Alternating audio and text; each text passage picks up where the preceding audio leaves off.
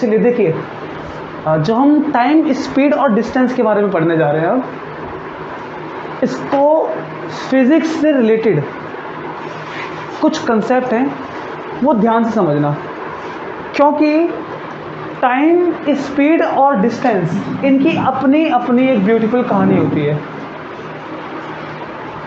देखो, जब हमने आसपास दुनिया को देखते हैं तो क्या दिखता है? ये बोर्ड रुका हुआ है। एक चौक को अगर मैं ऐसे रोल करके छोड़ दूं तो कुछ टाइम बाद ये रुक जाएगी। देखने को ये मिलता है ना? अच्छा, लेकिन जब हमने आसपास चलने वाली चीज़ों की बात करते हैं तो एक जगह आकर हम कंफ्यूज हो जाते हैं। कैसे? तो सुनो, मान लो कि बस, इसमें 2 लोग बैठे हैं और एक बाहर ऑब्जर्वर बैठा है जो कि एक बेंच पर आराम से बैठा हुआ है। बस आगे जा रही है, उसकी चलने की कुछ रफ्तार है। कुछ रफ्तार से मतलब क्या? 1 हो सकती है, 2 हो सकती है, 10 हो सकती है, 20 हो सकती है। कुछ ना कुछ रफ्तार उसके पास है। ये दोनों जो फ्रेंड हैं, एक का नाम ए, एक का नाम बी, और ये जो उनको देख रहा है बाहर से, ये सी। अच्छा, बस एक जगह से चलकर जब दूसरी जगह पर पहुंचती है तो ये इंसान कहता है कि बस पहले दिल्ली में थी, अब आगरा में आ गई, और इस वजह से ये दोनों भी साथ में आगरा पहुंच गए। ए जो है वो कहता है कि मैं बहुत दूर चल के आ गया हूं और थक गया हूं, अब मुझे भूख लग गई। बी कहता है कि कहां चले? तुम जहां बैठे थे मेरे पीछे, अभी भी पीछे हो। तो बी कहता है कि नहीं चले। सी कहता है कि दोनों चल के आगे पहुंच गए। कौन सही है? चले कि नहीं चले? यहां पर आके हम फंस जाते हैं, और इसलिए किसी भी चलने वाली चीज को समझना बहुत जरूरी पड़ जाता है। देखो, बी अपने लिए सही है, वो कहता है नहीं चले तो नहीं चले। सी कहता है चले तो चले। तो इसको सही कैसे बनाते हैं? हम कुछ ऐसे वर्ड लेकर आते हैं जिससे हमारी स्टडी आसान हो जाए। मतलब कि लोगों से बातचीत करना, मोशन को समझना, ये सब चीज़ें आसान हो जाए। उसके लिए हम एक वर्ड लेकर आए, वो वर्ड है फ्रेम ऑफ रेफरेंस।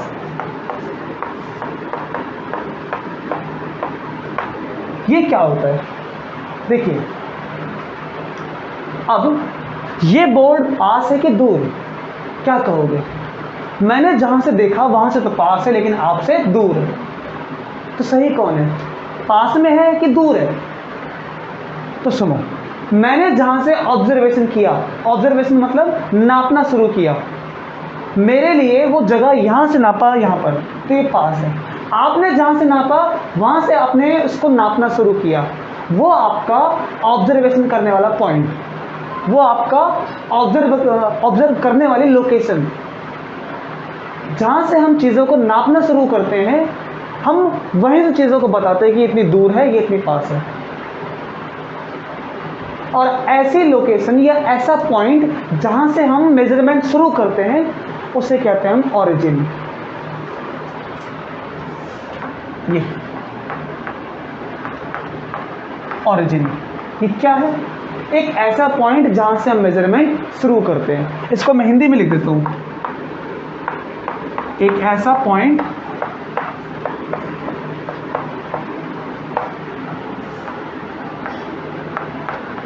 जहां से हम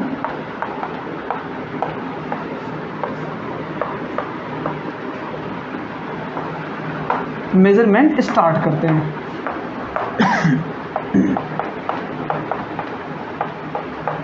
जहां से हमने नापना शुरू किया वो चीज क्या है? ऑरिजिन। इसने कहां से नापा? यहां से, तो इसका ऑरिजिन ये। इसने यहां से नापा, इसका ऑरिजिन ये। तो ऑरिजिन अलग अलग हो सकते हैं, क्योंकि हम सब लोग अपनी अपनी जगह पर होते हैं, अलग अलग जगह पर। कोई दिल्ली से नापेगा तो दिल्ली में ऑरिजिन, मुंबई में नापेगा मुंबई में ऑरिजिन, कोई कमरे के बाहर से नापेगा तो बाहर से ऑरिजिन। लेकिन जब कोई भी इंसान किसी चीज को नापता है तो क्या बोलता है कि ये चीज इतनी देर से इतनी दूर खड़ी है। इतनी देर से इतनी दूर खड़ी है। देर मतलब क्या? टाइम।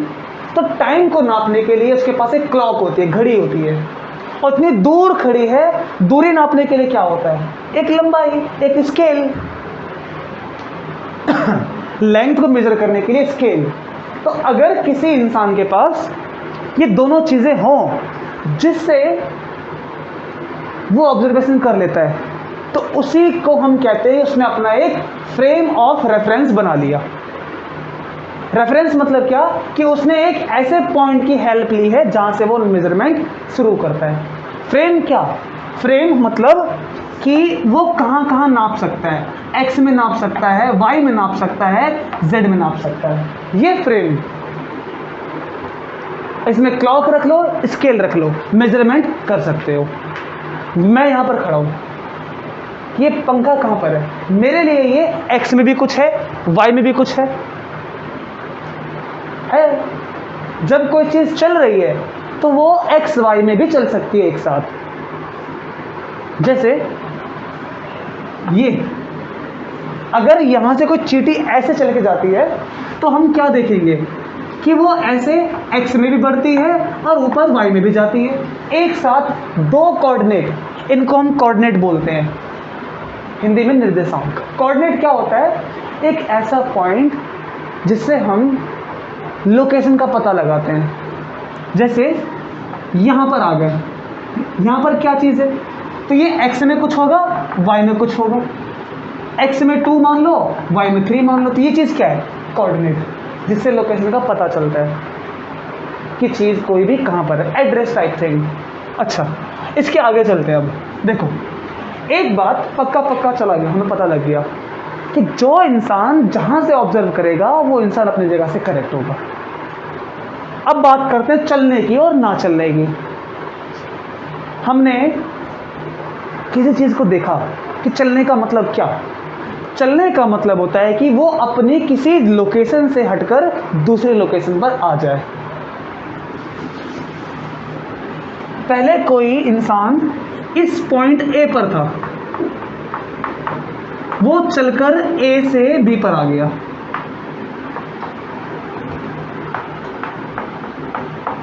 अगर ऐसा किया तो विपिन को ध्यान देना पड़ेगा। अगर ऐसा किया तो हम ये देखेंगे कि जो इंसान पहले ए पर था अब उसने अपनी जगह को छोड़कर बी पर आ गया।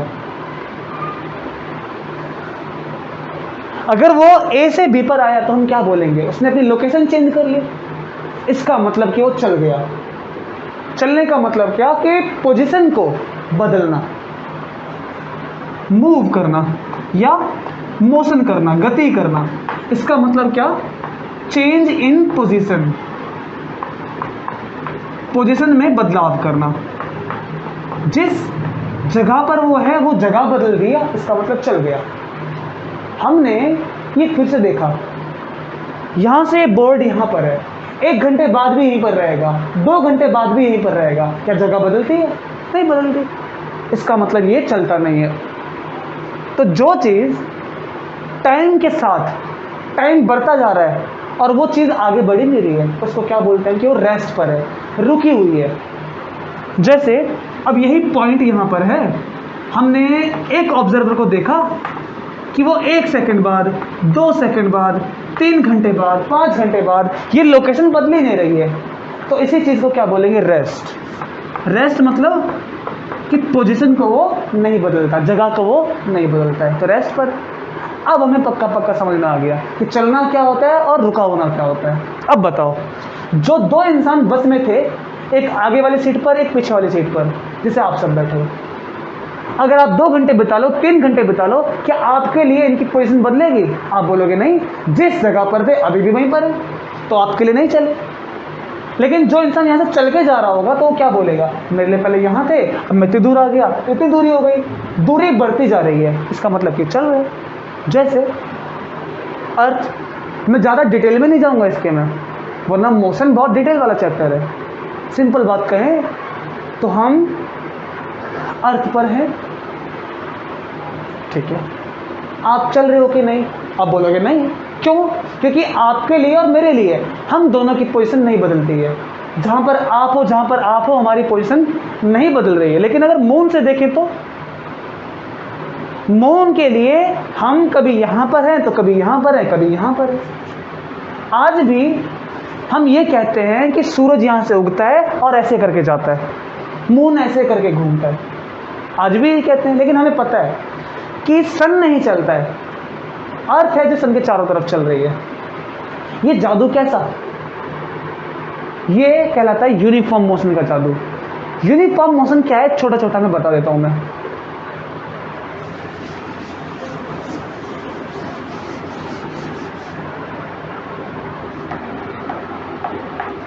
यूनिफॉर्म मोशन को हिंदी में कहते हैं एक समान गति। यूनिफॉर्म मोशन, देखिए ये ऐसा मोशन होता है जिसमें आपको खुद नहीं पता होगा कि आप चल रहे हो। आप कभी इस बात को कैसे भी तैसे कभी प्रूव नहीं कर सकते। कुछ लोगों ने ट्राई किया था, पहले फेल हो गए। जैसे अभी हम ऐसी जगह पर हैं जहां पर हम पर कोई फोर्स नहीं लग रही है। अगर हम पृथ्वी की बात करते हैं, अर्थ की, जैसे छोटा सा एग्जांपल लो, अगर आपको हम इस पंखे पे बैठा दें छोटा सा बनाकर, तो आपको क्या लगेगा कि पूरी दुनिया आसपास की घूम रही है। और अगर आपको ये पता करना हो कि आप घूम रहे हो तो कैसे पता करोगे? आपको एक बाहर की तरफ धक्का मिलेगा, ऐसा लगेगा कि आपको बाहर की तरफ कोई फेंक रहा है। जैसे कभी आपने किसी झूले में झूला होगा, जब झूला ऐसे अगर घूमता है तो आप ऐसे तरफ बाहर की तरफ गिर रहे हो ना। अब क्यों गिरे? हम इसलिए गिरे क्योंकि हम पर एक फोर्स लगी है, धक्का लगा है, और उस धक्के से हमने पता लगा लिया कि हम चल रहे हैं। जब कभी भी धक्के का एहसास हमें होगा, फोर्स का एहसास होगा, तो हम पक्का पक्का बोलेंगे कि वो यूनिफॉर्म मोशन नहीं है। एक और वर्ड में कहें तो अगर स्पीड बार बार बदल रही है, स्पीड क्यों बदलती है? क्योंकि धक्का लगता है, फोर्स लगती है। अगर स्पीड बदल रही है, स्पीड का बदलना क्या? कोई रफ्तार, 1 सेकंड में वो 1 किलोमीटर जाती है गाड़ी, फिर अगले 1 सेकंड में 5 किलोमीटर जाती है। अब 1 सेकंड में 5 कैसे गई? रफ्तार बदली है, रफ्तार बढ़ चुकी है। अगर ऐसा होता है तो हम बोलते हैं कि वो नॉन यूनिफॉर्म मोशन है। Non uniform motion.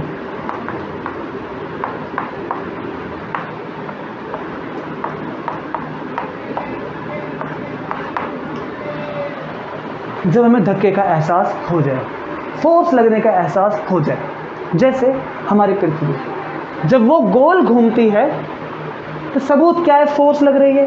क्योंकि एक एग्जांपल सुनो, अगर आप अपने हाथ को लेकर ऐसे घूमोगे जोर से फैलाकर, तो आपको लगेगा कि आपका हाथ बाहर की तरफ खींच रहा है कोई, ऐसा लगेगा। अगर आप ऐसे हाथ को फैलाकर गोल गोल घूमोगे तो आपको लगेगा कि आपका हाथ कोई बाहर की तरफ खींच रहा है।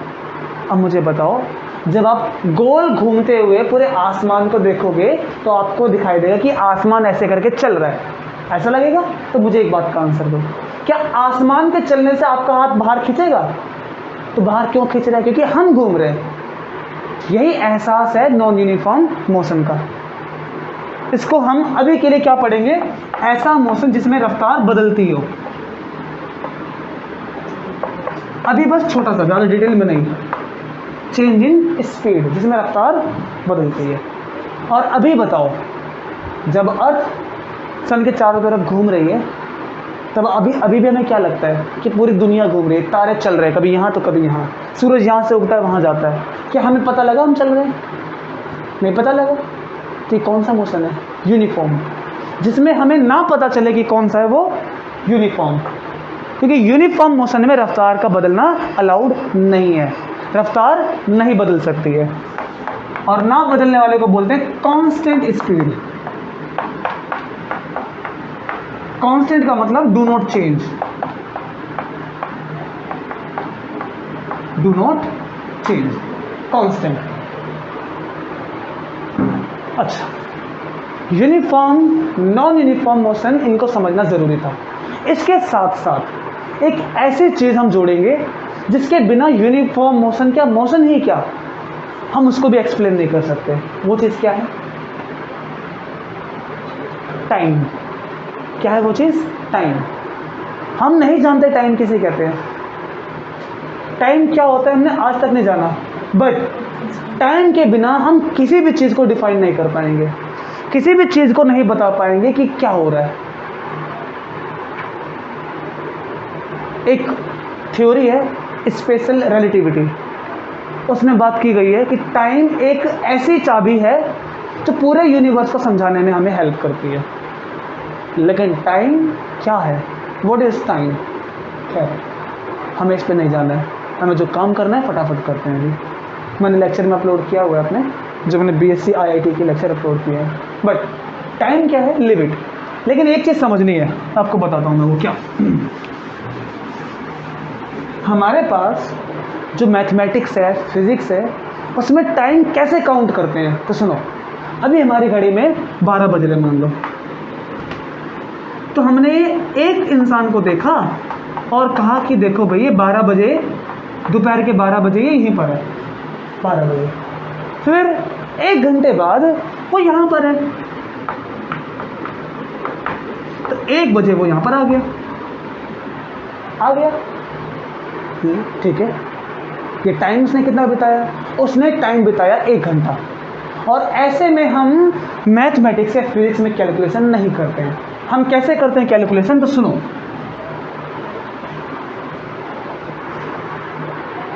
क्या इंसान 12 बजे पक्का यहीं पर था? उससे पहले नहीं था यहाँ पर? पहले भी था, क्या पता अपने घर में ही था वो बैठा बैठा।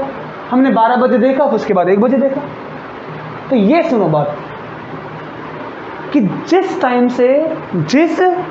टाइम से हम चीज़ों को नापना शुरू करते हैं वो टाइम कहलाता है स्टार्टिंग टाइम, और उसको हम लिखते हैं t बराबर 0। t बराबर 0 का मतलब कि वो टाइम जहां से हमने चीज़ को नापना शुरू किया है। अब एक कार चल रही है, बहुत दूर से आ रही है, मैंने अब पूछा बताओ, फिर वो चल के आगे गई। तो जिस टाइम पर मैंने उसकी रफ्तार पूछी वो कौन सा टाइम था? t बराबर 0। t बराबर 0 का मतलब कि 1 बजे, 2 बजे, 3 बजे, 1:05 पर कुछ भी हो सकता है। लेकिन ये टाइम लेकर चलते हैं हम, ताकि हमें कंफ्यूजन ना हो। क्योंकि टाइम जो है वो हमने अपने आप से क्लॉक बनाई है, किसी घड़ी में मुंबई में इतना बज रहा है, अमेरिका में इतने बज रहे हैं, तो ऐसे में हम डील नहीं कर पाते चीज़ों की। हमें वो टाइम चाहिए पूरी दुनिया समझती हो, ये वो टाइम है। t बराबर 0 पे रफ्तार कितनी थी? रफ्तार 25 थी। और जिस टाइम पर हमने किसी की रफ्तार नापी, जिस टाइम पर, कौन सा टाइम पर? शुरुआत वाले टाइम पर। और 0 का मतलब ये नहीं कि घड़ी में 0 बज रहे हैं, कभी नहीं हो सकता ये। 0 का मतलब है कि वो टाइम जहाँ से हमने चीज़ों को नापना शुरू किया। किसको नापा हमने? तो ये रफ्तार कहलाएगी इनिशियल रफ्तार, शुरुआत वेग, इनिशियल वेलोसिटी। इसको हम फिजिक्स में पढ़ते हैं, u पढ़ते हैं इसको। तो ये वो रफ्तार है जहां पर हमने एक कार को, उसके स्पीड को मेजर करना शुरू किया। फिर उसके बाद हमने 2 घंटे बाद t बराबर 2 आवर हमने ये पूछा बताइए अब कार की रफ्तार कितनी है। तो जिस टाइम पर हम मेजरमेंट खत्म कर रहे हैं उस टाइम पर जो रफ्तार होगी उसको बोलेंगे अंतिम वेग, फाइनल वेलोसिटी। वो रफ्तार कितनी हो सकती है? वो 25 भी हो सकती है, 30 भी हो सकती है, 20 भी हो सकती है, कुछ भी हो सकती है।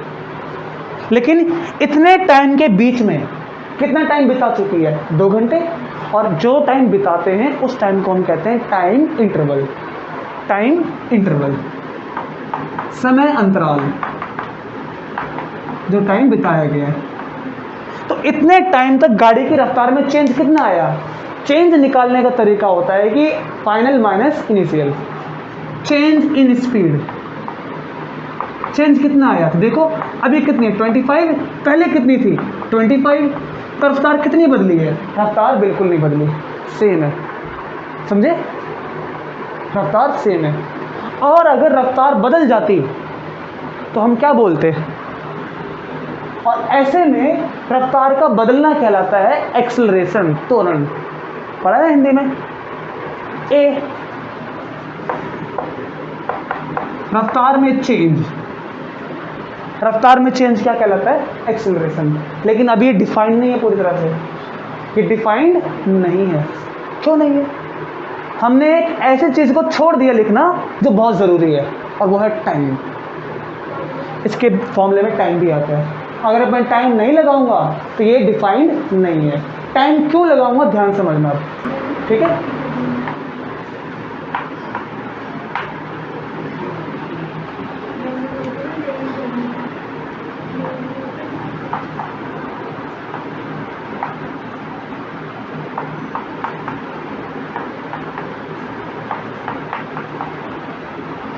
देखो, ये इन पॉइंट के बीच की डिस्टेंस,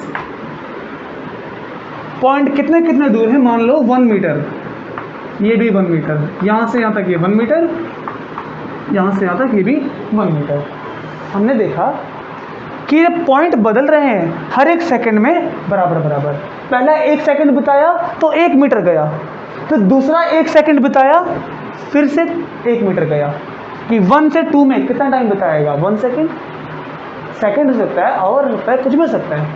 तो हर एक सेकंड में जो रफ्तार में चेंज है वो कैसा है, हर एक सेकंड में रफ्तार में चेंज नहीं, हर एक सेकंड में जो दूरी बदल रही है वो कितनी कितनी है, 1 मीटर की। हम यूनिफॉर्म मोशन की बात कर रहे हैं जिसमें रफ्तार नहीं बदलती है। अच्छा, क्या ये ज़रूरी है कि जो दूरी का, डिस्टेंस का बदलना हो वो हर एक सेकंड का ही हो? क्या पता किसी ने 2 घंटे का बताया, क्या पता किसी ने बोला कि इनके बीच में 3 घंटे का गैप, फिर 3 घंटे का गैप, क्या पता किसी ने बोला कि 4 घंटे का गैप, फिर 4 घंटे का गैप। तो ऐसे में क्या करेंगे, ऐसे में हम बनाते हैं फॉर्मूला। कैसे बनाते हैं, तो देखो, कोई इंसान जब क्वांटिटी बदलती है ना तो उसी के लिए फॉर्मूला बदलता है, उसी के लिए फॉर्मूला बनता है। टाइम कुछ भी हो सकता है, जरूरी नहीं है कि वो 1 मीटर ही जाए, वो 2 मीटर गया, फिर 2 मीटर गया, 10 मीटर गया, फिर 10 मीटर गया, ऐसा भी तो हो सकता है ना, कुछ भी हो सकता है। ऐसे टाइम का भी, किसी का मन किया 1 सेकंड बोलने का, 1 सेकंड कर दिया। तो टी सेकंड में कोई कार कितनी दूर जाती है, कोई 2 मीटर, कोई 5 मीटर, कोई 10 मीटर, कितनी भी। तो हमने इसका नाम दे दिया डी किलोमीटर या डी मीटर जाती है इतनी दूर। तो 1 सेकंड में कितनी दूर जाएगी, इसको एक बनाने का तरीका क्या, इसी से इसको डिवाइड कर दो 1 सेकंड में। तो ये 1 सेकंड में कितनी दूर गई, इतनी दूर गई, और इसी को बोलते हैं रफ्तार, डिस्टेंस पर यूनिट टाइम। नापते किस में है, डिस्टेंस को मीटर में, टाइम को सेकंड में। तो मीटर पर सेकंड में हम रफ्तार को नापते हैं, और हमने किससे कंपेयर कर लिया, 1 से। और जिस चीज़ को हम 1 से कंपेयर कर लेते हैं वो क्या बन जाती है, वो बन जाती है रेट, दर, हिंदी में इसको दर कहते हैं। तो रेट बन जाता है ये।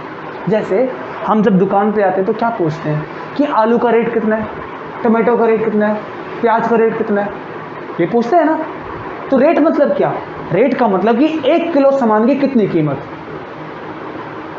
हम पूछते हैं कि आप जो हमें इतनी दूर ले जाओगे वो रेट क्या है, तो वो बोलता है कि ये रेट है 25 रुपीज़ पर मीटर।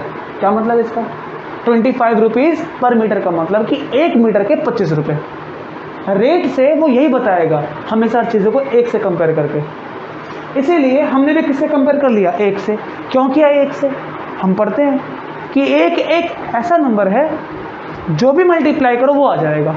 आप 1 सेकंड के लिए निकालना चाहते हो निकाल लो, 10 सेकंड के लिए निकालना चाहते हो निकाल लो।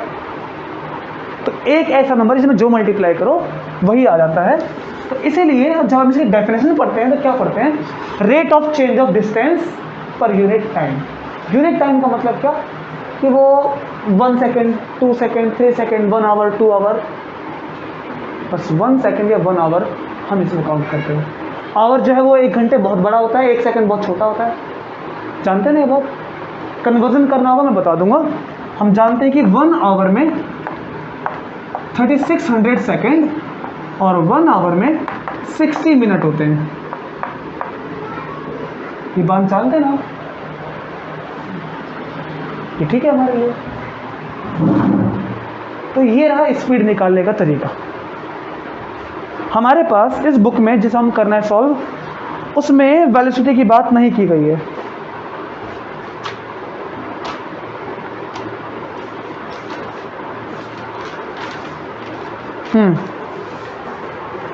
टाइम है, स्पीड है, डिस्टेंस है, उसका ये वाला फॉर्मूला है और कोई बात नहीं की गई है खास। ठीक है, हम इसको पढ़ लिए। अब पढ़ते हैं एवरेज स्पीड। एवरेज स्पीड, देखो एवरेज स्पीड का क्या मतलब है। स्पीड समझ में आया, फॉर्मूला क्या है इसका। अब एवरेज स्पीड को समझते हैं। देखो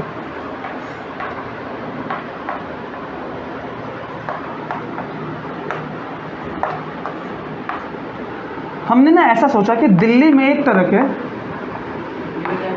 एक ट्रक जिसमें कुछ सामान लोडेड है, यहाँ पर कुछ सामान लोड है और इस ट्रक को मुंबई जाना है, बॉम्बे। ठीक है, अच्छा हमने ये देख लिया, मान लिया कि दिल्ली से बॉम्बे की डिस्टेंस 500 किलोमीटर है और जो सामान यहाँ से लोडेड है, तो जो मुंबई में जिसके पास सामान पहुँचाना है उसने कहा कि ट्रक को आप 10 घंटे में पहुँचा दो। अगर ट्रक का सामान 10 घंटे में नहीं आया तो सामान मैं लूँगा नहीं, और 10 घंटे से पहले आ गया तो जगह नहीं मिलेगी मुझे सामान लेने की। तो एग्जैक्ट 10 आवर के बाद यहाँ पर पहुँचाना है, पक्का 10 घंटे से ना कम ना ज़्यादा, पक्का 10 घंटे में पहुँचाना है। तो क्या करेगा, उसको बोल दिया गया है कि देखिए 500 किलोमीटर जाना है और आपको जो टाइम दिया गया है वो 10 आवर है। इसका क्या मतलब कि इसको 1 घंटे में कितनी दूर जाना है, 50 किलोमीटर। अगर वो 1 घंटे में 50 किलोमीटर जाता है तभी जाकर वो 10 घंटे में कितना दूर पहुंचेगा, 500 किलोमीटर। क्या ये पक्का है कि वो 1 घंटे में 50 किलोमीटर जाएगा? नहीं, कभी रेड लाइट आ गई, कभी टायर खराब हो गए, कभी भूख लग गई, ढाबे पे रुक गए, तब तो नहीं पहुंच पाएगा ऐसे को। क्या बिना खाए पिए जाएगा 10 घंटे तक? नहीं। क्या ट्रैफिक नहीं मिलेगा? नहीं। कभी ट्रैफिक मिल गया, कभी टायर पंक्चर हो गया। तो ऐसे बहुत सारे कारण हैं जिसकी वजह से वो 1 घंटे में 50 किलोमीटर नहीं जा पाएगा। ये पॉसिबल ना के बराबर है, ना मतलब बहुत ही रेयर चांस है, 0.1% कि अगर वो जाता है तो जाता है, और ना ज़्यादा टाइम तो जा ही नहीं पाएगा, ये सबको पता है। 1 घंटे में 50 किलोमीटर ज़रूरी नहीं है, नहीं है ना ज़रूरी। ऐसे में क्या होगा, ऐसे में होगा कि वो 1 घंटे में 20 किलोमीटर जाता है, 1 घंटे में 20 किलोमीटर। अब अगले 1 घंटे में टाइम उसको रफ्तार बढ़ानी पड़ेगी ताकि जो उसने कम दूरी तय की है वो पूरी हो जाए। मान लो कि 1 घंटे से टायर खराब हो गया, अब उसको इतनी रफ्तार तेज़ करनी पड़ेगी कि जो टाइम उसका बीत गया है, वो जो डिस्टेंस नहीं कवर कर पाया, उसको रफ्तार बढ़ा के पहुंचना पड़ेगा। रफ्तार बदल रही है ना, तो मुझे बताओ रफ्तार कितनी है, 50 है, 100 है, 60 है, 20 है, 120 है, कि 140 है, कि 5 है? कितनी है रफ्तार? क्या बोलोगे, 5 है? नहीं। 10 बोलोगे? नहीं। तो ऐसे में रफ्तार क्या बोलेंगे? रफ्तार बदल रही है, और बदल रही तो हम नहीं बता पाएंगे।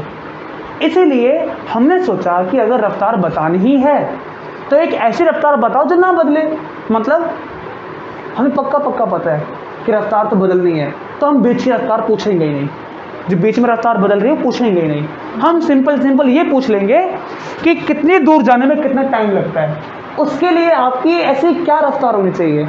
तो वो बोल देगा ऐसी रफ्तार होनी चाहिए, total distance 500 kilometre, total time 10, रफ्तार होनी चाहिए 50 किलोमीटर पर आवर, और इसको बोलते हैं एवरेज स्पीड। टोटल दूरी कितनी तय करनी है कितने टाइम में, ये वही फॉर्मूला है। बस फर्क क्या आ जाता है कि टोटल दूर जाने में कितना टाइम लेना पड़ेगा। और कभी कभी एवरेज का मतलब क्या होता है, एवरेज का मतलब हम सब जानते हैं कि एक ऐसा पॉइंट जिसके आगे पीछे क्वांटिटी हो सकती है। मतलब जरूरी नहीं कि 50 होगा, 50 से कुछ कम तो 50 से कुछ ज़्यादा।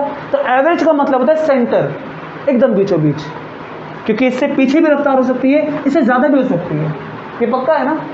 हम एवरेज बता के एकदम शांत क्लियर हो जाता है दिमाग। एवरेज बहुत काम करता है, चैप्टर आएगा एवरेज का। अच्छा सोचो, एक कमरे में 20 चिड़िया हैं, चिड़िया उड़ रही हैं, उनके उड़ने की कुछ रफ्तार होगी, बर्ड्स वो उड़ रही हैं, उनकी कुछ रफ्तार होगी ना। अब अलग अलग होगी कि सेम होगी? अलग अलग। क्या बोलोगे रफ्तार कितनी है? उसमें 1,00,000 बर्ड्स हैं, अब क्या सबकी रफ्तार बताओगे? नहीं, हमने बता दिया एवरेज, कि एवरेज रफ्तार इतनी है। जैसे जब स्कूल में आपके मार्क्स आते हैं तो टीचर क्या करते हैं? क्या सबके मार्क्स बताते हैं कि इस बच्चे के इतने आए, इस बच्चे के इतने आए, इस बच्चे के? नहीं, टीचर प्रिंसिपल को ये बोलता है कि मेरी क्लास का एवरेज मार्क्स 85% है। एवरेज का मतलब क्या? 85 का मतलब क्या कि कम भी है कुछ और कुछ ज़्यादा भी है, लेकिन बहुत कम नहीं है। अगर बहुत कम है तो बहुत ज़्यादा भी है फिर, ताकि वो बीच वाला नंबर मेंटेन हो जाए। तो एवरेज समझ में आया? इसको हम सेंटर भी बोलते हैं, मीन। एवरेज निकालने का एक तरीका और होता है, वो क्या होता है एवरेज निकालने का तरीका? सुनो, कितनी क्वांटिटी आपके पास है? एक 2 स्पीड होगी, एक शुरुआत वाली, एक आखिरी वाली। 2 स्पीड होगी, उन दोनों को आपस में डिवाइड कर दो 2 से, जितनी क्वांटिटी उतने से डिवाइड कर दो। ऐसे भी निकलता है एवरेज, है ना? ऐसे भी निकलता है। तो फॉर्मूले जो आपके पास आ रहे हैं, जिसकी जहां जरूरत पड़े वहां लगा दो, ठीक है? जिसकी जहां जरूरत पड़े, जैसा पड़े जरूरत वैसा लगा दो। लेकिन हम ज़्यादातर कौन सा यूज़ करते हैं? टोटल डिस्टेंस, टोटल टाइम, ये बहुत ज़्यादा यूज़ होता है। ऐसा केस बहुत कम आएगा जो आएगा। देखिए, concept of relative speed. Relative speed से क्या मतलब है थोड़ा अच्छे समझना, क्योंकि पूरी दुनिया इसी पे काम करती है, पूरी दुनिया। अब ये कैसे काम करता है थोड़ा अच्छे से पकड़ना इस बात को। देखो, रिलेटिव मोशन या रिलेटिव स्पीड, इसकी बात हम तभी कर सकते हैं जब मोशन हमारा यूनिफॉर्म मोशन होता है। और यूनिफॉर्म का मतलब है कि स्पीड का मत बदलना। स्पीड अगर नहीं बदलेगी तो हम इस मोशन को हम पढ़ सकते हैं रिलेटिव स्पीड। अच्छा, अब देखिए, हमने बात किया कि सपोज कि आप रात में सो रहे हैं, ठीक? रातों रात एटम से लेके, इलेक्ट्रॉन से लेके आपके बाल, नाखून, पैर, हाथ पैर सब बढ़ जाता है, एवरीथिंग। तो आप कैसे बताओगे कि आप साइज में बड़े हो गए?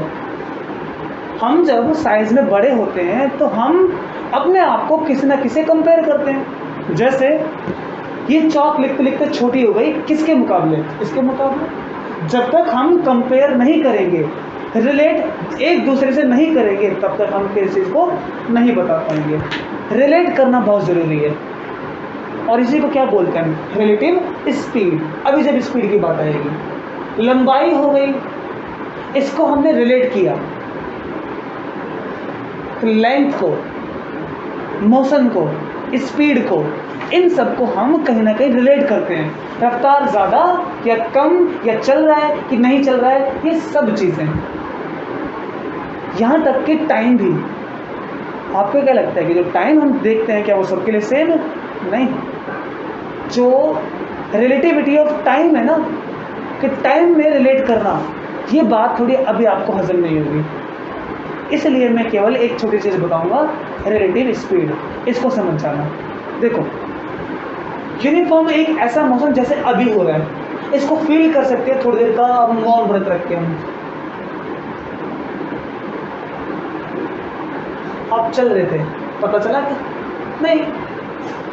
और यही तो जादू है रिलेटिव मोशन का, कि आप मोशन कर भी रहे हो नहीं पता। जैसे एक कार में आप बैठे हो, उस कार में आप ना ऐसे बैठे हो कि पता ही नहीं कि कार चल रही है। हमें जब बाइक पे बैठते हैं तो हमें बाइक पे टायर की आवाज़, सड़क की आवाज़ आती है, तो ये हम पता लगा लेते हैं। जब आप ऐसी जगह पर बैठे हो जहाँ पर आपको कोई आवाज़, ये एहसास ही ना हो कि आप चल रहे हो,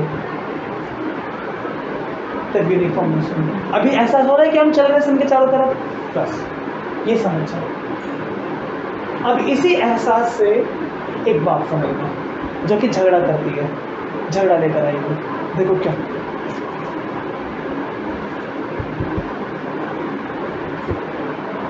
मैं एक एग्जांपल लेता हूँ। ट्रेन में एक इंसान है और एक प्लेटफॉर्म पर,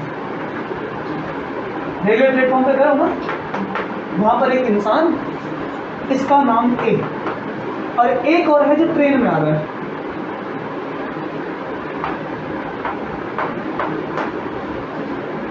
जब ये दोनों एक दूसरे के सामने सामने आते हैं तो ये दोनों एक दूसरे को ट्रेन से हाथ दिखा के हेलो करते हैं, ठीक है, किया। फिर कुछ देर के बाद ये देखते हैं, पहले इन्होंने क्या देखा कि जब दोनों एक पोजीशन पर आए तब एक दूसरे को हेलो करते हैं, एक ही कोऑर्डिनेट पर, एक्स वाई, आमने सामने, ऐसे करते, ऐसे आमने सामने हेलो किया, ठीक। उसके बाद जो ट्रेन में इंसान है उसकी खिड़की दरवाजे सब बंद हो जाते हैं और फिर वो ऐसी कंडीशन में आ जाता है जहाँ पर मोशन यूनिफॉर्म है, ट्रेन चले पता ना चले। मतलब ये कि जैसे अभी आप क्या बोलोगे, चल रही है क्या? नहीं, क्योंकि हमें नहीं पता चल रही है। अगर आप हाँ बोलते भी चल रही है तो प्रूव करो, न्यूटन ने किया, आइंस्टाइन ने किया, सब ने किया, सब फेल। हम चल रहे हैं ये बता ही नहीं पाएंगे। इसी तरह से ये इंसान के खिड़की दरवाजे सब बंद, हाँ, इसकी ट्रेन चल के यहाँ पर आ जाती है और ये बोलता है कि देखो मैं नहीं, आप चल के मेरे से पीछे गए हो। इसके लिए ये चल के यहाँ पर आ गया, पूरा प्लेटफॉर्म चल के आ गया और इसके लिए ये आगे गया। जैसे अभी अगर अर्थ के पास मून आती है ऐसे करके अर्थ के पास, तो आप यहाँ से क्या बोलोगे कि हाँ मून पास में आ रहा है, और अगर आप मून पर बैठ जाओ तो आप बोलोगे अर्थ पास में आ रही है। यही होगा, अगर मून पर बैठ जाओ तो आप बोलोगे मून पास आ रहा है। जैसे सूरज पे होता है, सन पे होता है, जब सुबह उदय होता है, राइज होता है तो कहीं और, फिर कहीं और, तो क्या बोलते हैं, देखो सन दूर जा रहा है, ऊपर एकदम आ गया, ये बोलते हैं। और जब सर्दी गर्मी पड़ती है तब हम क्या बोलते हैं, देखो सन हमारे कितना पास है, इतना गर्म कर रहा है। तो ऐसे केस में जब हम रिलेटिव मोशन की बात करते हैं ना, तो एक बात पक्की है, ये चल के पीछे आया, कौन बोलेगा? ये बोलेगा कि मैं वहीं पर हूँ। चल के पीछे कौन गया? पूरा प्लेटफॉर्म, पूरी दुनिया पीछे चली गई, पेड़ घास सब जानवर पीछे चल के जा रहे हैं, और ये बोलेगा नहीं मैं वहीं पर हूँ, पूरी दुनिया आगे जा रही है। आगे जा रहे हो कितनी रफ्तार से, ये जरूरी है। तो अब इनकी रफ्तार को हम डिसाइड नहीं कर पाएंगे। ये बोलेगा कि मेरे नजरिए से इसकी रफ्तार 20 है, और ये बोलेगा कि मेरे नजरिए से इसकी रफ्तार 20 है। हर कोई एक दूसरे की रफ्तार अपने अपने नजरिए से बताता है, उसको बोलते हैं with respect to. With respect to, अपना अपना नजरिया। With respect to A, B is moving, B चल रहा है, और इसी तरह से with respect to B, A is moving, A चल रहा है। अगर चल रहा है तो बी को क्या लगेगा? बी को क्या लगेगा कि ए की रफ्तार कितनी है, या फिर ए को क्या लगेगा with respect to A, B is moving, तो ए को क्या लगेगा कि बी की रफ्तार कितनी है। हम ना इससे हर चीज़ों को रिलेट कर लेते हैं और परेशान। हम अभी के लिए किसी ना किसी चीज़ को अगर बताना है कि इसकी रफ्तार कितनी है, तो एक ना एक चीज़ को रुका होना होगा, वरना रफ्तार कभी बता नहीं पाएंगे। जैसे लंबाई, जब छोटे बच्चे अपनी लंबाई नापते तो क्या करते हैं, दीवार पे एक स्केल बना लेते हैं, फिर जैसे वो बड़े हो जाते हैं तो उनका स्केल पहले यहाँ पर बना, अब वो यहाँ पर बन गया। दोबारा जब नापा 1 साल के बाद तो बोलते हैं कि मेरी 1 साल की लंबाई इतनी हो गई। क्यों, कैसे पता चला? क्योंकि ये जो पहले नापा था 1 साल पहले, ये बढ़ के ऊपर नहीं आया, ये जहाँ था वहीं का वहीं रुका। अगर ये वहीं बढ़ के ऊपर आ जाता तो कैसे बताते हैं बच्चे कि वो बड़ी हुई कि छोटी हुई? इसीलिए अगर हमें पता लगाना है कि कोई चीज़ कितनी बड़ी है, कितनी रफ्तार है, तो किसी एक ना एक को रुकना पड़ेगा, ताकि उसी के नज़रिए से सारी रफ्तार बताई जाए दुनिया की। और ऐसा कभी पॉसिबल नहीं है, कभी भी नहीं है, क्योंकि सब चीज़ें कहीं ना कहीं एक दूसरे के रिस्पेक्ट में चल रही है। हमारा पूरा सोलर सिस्टम गैलेक्सी के चारों तरफ चल रहा है, हमारी गैलेक्सी पूरी की पूरी किसी और सिस्टम के थ्रू चल रही है। तो हमने ना थोड़ा सा स्टडी को ईजी बनाने के लिए एक काम किया। वो काम ये किया कि जो मोशन हम अर्थ पे नापेंगे हम ऐसा मान के चलेंगे कि अर्थ की ज़मीन नहीं चल रही है, कि मान के चलेंगे, और अर्थ के ज़मीन के रिस्पेक्ट में, ग्राउंड के रिस्पेक्ट में पूरी दुनिया आगे पीछे इतनी रफ्तार से उतनी रफ्तार से चल रही है। जैसे मैंने अगर बोला कि कार की स्पीड 20 है, स्पीड ऑफ कार 20 है, 20 मीटर पर सेकेंड, इतनी स्पीड है 20।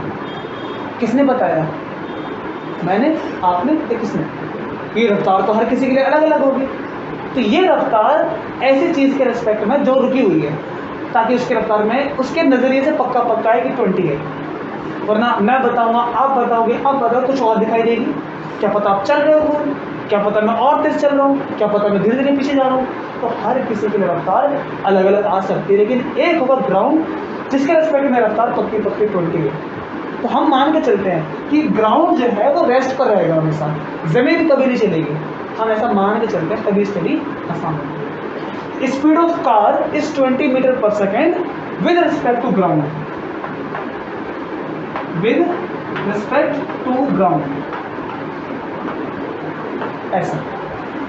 ऐसा मान के चलते हैं। अब देखिए, एक कार यहां पर है, उसकी रफ्तार 20, एक और कार इसके साथ में है, उसकी रफ्तार भी कितनी है? 20। ठीक है, दोनों यहां पर हैं। कि 20 किसके रफ्तार में है? किसके रिस्पेक्ट में? अर्थ के, ग्राउंड के रिस्पेक्ट में। अब दोनों यहां पर हैं, दोनों चल रहे हैं। अब पूछो इससे कि इसकी रफ्तार कितनी, तो बोलेगा कुछ नहीं, जहां है वहीं पर है। और जब चीज़ कोई चली नहीं रही तो रफ्तार किसकी होती है? दोनों देखो साथ में जा रहे हैं। इससे पूछो कि इसकी रफ्तार कितनी है, तो चल रहा है ये। रफ्तार तो तब आएगी जब ये आगे जाएगा। जब दोनों की रफ्तार अर्थ के लिए एक ही जैसी है, तो दोनों क्या बोलेंगे? हम दोनों एक दूसरे के रिस्पेक्ट में चल नहीं रहे हैं, एक दूसरे के रिस्पेक्ट में नहीं चल रहे हैं। तो ऐसे में बनता है रिलेटिव स्पीड का फॉर्मूला। क्या बनता है? देखो, ये ए मान लो, ये बी मान लो। तो ए से पूछो बी की रफ्तार कितनी, जमीन से पूछ लिया, ग्राउंड से पूछ लिया, ग्राउंड से इतनी है। इसके नजरिए से इसकी रफ्तार कितनी, तो इसको लिखते हैं स्पीड ऑफ ए की रफ्तार बी के रिस्पेक्ट में। ए की रफ्तार किसके रिस्पेक्ट में? तो ए की रफ्तार के बारे में पूछो, किससे पूछो? बी से। तो चलो बी बताओ कितनी रफ्तार है, तो बी बताएगा कि रफ्तार कितनी है। किसकी रफ्तार? ए की रफ्तार। इसको कैसे लिखेंगे? Speed of A minus speed of B. Minus क्यों लगाते हैं? ये चीज़ आपको मैं तब बताऊंगा जब हम कभी रिलेटिविटी पढ़ेंगे। मैंने बताया उसमें कि माइनस क्यों लगाया जाता है, माइनस क्यों लगाया गया, ये उसमें आ जाता है चीज़। बट एनीवे, माइनस लगा के चलना फॉर्मूले का भी। ठीक है, देखो जब रफ्तार की बात आती है ना, तो ये माइनस कौन सा माइनस है? ये माइनस ऑपरेशन वाला है। ये कौन सा? ऑपरेशन वाला है। ये माइनस इसका नहीं है, ये माइनस ऑपरेशन में जो लगता है, और जो बी का माइनस है वो अलग आ जाएगा। देखो, जैसे हम पहले रफ्तार में डायरेक्शन को सेट करते हैं। कैसे सेट करते हैं? मान लो कि अगर इस तरफ चलने वाली सारी रफ्तार प्लस है, तो इस तरफ आने वाली सारी कितनी कैसी रहेगी? माइनस मान लो। तो स्पीड ऑफ ए कितना? कि ए की स्पीड 20, किसने बताया? जमीन में। बी की रफ्तार कितनी है? बी की रफ्तार खुद में 20 है। इसकी इधर चलने वाली सारी रफ्तार, इधर चलने वाली जितनी भी रफ्तार है वो कितनी है? 20, और वो भी प्लस में। ये ऑपरेशन का माइनस, और ये प्लस में 20 किसका? इधर कार चल रही है, ये प्लस का 20। अब इसको सॉल्व करोगे तो कितना आएगा? तो ए के स्पीड ऑफ ए की रफ्तार कितनी बताएगा? अभी बोलेगा है ही नहीं रफ्तार, मेरे साथ साथ है। समझ में आया? फिर से एक और चीज यहां पर देखो,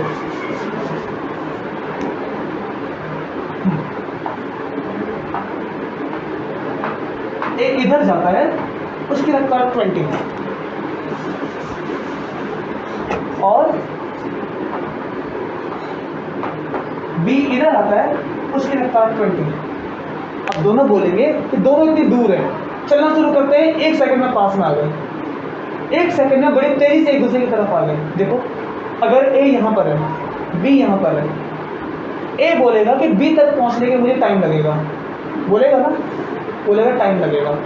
या फिर ए बोलेगा कि बी को मेरे पास तक पहुँचने में टाइम लगेगा, अगर बी 20 की रफ्तार से आता है तो, है ना। जैसे हमें यहाँ से यहाँ पहुँचना है, इतनी दूर जाना है, रफ्तार 20 है, रफ्तार कितनी है 20, और दूरी कितनी है 2 मीटर, और रफ्तार मीटर पर सेकंड, कितना टाइम लगेगा निकाल सकते हैं। Speed equals to distance upon time, और टाइम का फॉर्मूला क्या निकलेगा, इधर और स्पीड डिवाइड में। डिस्टेंस कितना 2, ये डिस्टेंस मान लो 40 मीटर है, डिस्टेंस कितना आ जाएगा 40, स्पीड कितनी है 20, तो कितना टाइम लगेगा 2 सेकंड का। ऐसा बोलेगा ना, कौन बोलेगा, जो यहाँ पर है वो बोलेगा कि इसको मेरे पास तक आने में 2 सेकंड लगेंगे, ठीक है, वो यहाँ पर खड़ा है। अच्छा पहली बात, इसकी रफ्तार 20 है, किसने बताया, जमीन ने, और चुपके से जाकर उसके कान में बता दिया कि इसकी रफ्तार 20 है, वो बोलेगा 20 है, मैं चेक कर लूँगा, ठीक है। जब उसने चेक करने की कोशिश की तो उसने नोट किया कि अगर रफ्तार 20 है, अगर रफ्तार 20 है तो 2 सेकंड में आएगा। उसने देखा कि इसको मेरे पास तक आने में 1 सेकंड लगेगा, एक ही सेकंड में कैसे पहुंच गया, जो उसके कान में बताना है ना वो झूठ बोल गया उससे कि 20 नहीं है, रफ्तार कितनी है निकाल लो, डिस्टेंस कितना 40, टाइम कितना 1, तो रफ्तार कितनी 40 मीटर पर सेकंड, 40 की रफ्तार है, आएगा ना, झूठ बोला उसने। तो यहाँ से क्या दिखाई देगा, रफ्तार कितनी है इसकी 40, क्योंकि इसको टाइम कितना लगेगा पास में आने में 1 सेकंड। ऐसा क्यों हुआ, तो सुनो, जिसने उसके कान में आके बताया ना कि 20 रफ्तार है, वो सही था अपनी जगह पर, लेकिन उसने ये नहीं बताया कि तुम्हारी भी रफ्तार 20 होगी। जिसको बताया था ना कि इसकी रफ्तार 20 है, जो बता रहा था उसने ये नहीं बताया कि तुम भी 20 की रफ्तार से चलोगे। बताता नहीं कैसे, तो मानता ही नहीं, बोलता मैं तो नहीं चल रहा, मैं तो यही करूँ, दुनिया चल रही है, मैं यहीं पर खड़ा हूँ, और ये तो रिलेटिव मोशन है ना। इसीलिए अब ऐसा हुआ कि 20 की रफ्तार से ये भी आगे आ गया और ये भी आगे आ गया, दोनों मिल गए, नहीं मिल गए, एक जगह पर मिल गए ना। और इस वाले ने बोला था कि मेरे पास तक पहुंचने में 2 सेकंड लगेगा, लेकिन मेरे पास तक पहुंचने में कितना सेकंड लगा, उसको क्या पता कि वो चल रहा है, नहीं पता ना उसको। जैसे एक ट्रक पर है, ठीक है, या किसी कार में हो, कार की रफ्तार 20 है ना, उसी कार की रफ्तार में से आपने बॉल को आगे फेंका 40 की रफ्तार से। जब बॉल को फेंका नहीं था तो बॉल भी कितनी रफ्तार चल रही थी, जब कार में थे आप, कार की रफ्तार 20 थी, तो बॉल की भी रफ्तार कितनी थी 20, कि बॉल भी तो साथ साथ चल रही है ना आपके, 20 रफ्तार थी। जब बाहर से दिखेगा तो क्या बोलेगा कि बॉल भी तो चल रही है, नहीं चलती तो कार आगे बॉल भी पर रह जाती, तो कार भी के साथ बॉल जा रही है। जैसे हम अभी अगर जितनी रफ्तार से अर्थ सन के चारों तरफ घूम रहे हैं तो हम भी तो घूम रहे हैं, अगर हम नहीं जाते तो हम एक जगह अर्थ आगे निकल जाते। तो हम भी अगर कार के अंदर हैं, बॉल हमारे पास है, तो अगर कार की रफ्तार 20 है तो बॉल की भी रफ्तार 20 है। जब बॉल को हम कार से 40 से फेंकेंगे तो 40 से हमारे लिए, लेकिन पहले कितनी चल रही थी वो किसके लिए, ज़मीन वाले के लिए। ज़मीन वाला बोलेगा कि 20 से पहले चल रही थी, अब 40 से और दम लगा के फेंक दिया, कितनी हो गई 60 हो गई ना। यही खेल होता है रिलेटिव मोशन का। अब इसको लिखते कैसे हैं जरा देखो फॉर्मूले में, speed of A speed of B, इसका क्या मतलब है कि ए की रफ्तार बी के रिस्पेक्ट में कैसे कैसे आ रहे हैं दोनों, कि 20 से इधर जा रहा है और बी जो है वो 20 से यहाँ पर आ रहा है, ए ये बी। अगर ये इधर जाएगा तो मान लो ये वाली डायरेक्शन, मान लो कि ये प्लस का है और इधर आने वाली माइनस में, ठीक है। तो कर दिया, देखो एस ए कितना है 20, प्लस में कि माइनस में, तो यहाँ पर चलने वाली सारी स्पीड प्लस में, तो प्लस में 20, और ये माइनस एस बी बोलो कितना है 20, प्लस में कि माइनस में? यहाँ चलने वाले सब माइनस में, तो माइनस में। कितनी रफ्तार हो गई? 20 और 20 माइनस माइनस प्लस, ये हो गई 40। तो बी को क्या लगेगा कि ए उसकी तरफ 40 की रफ्तार से आ रहा है।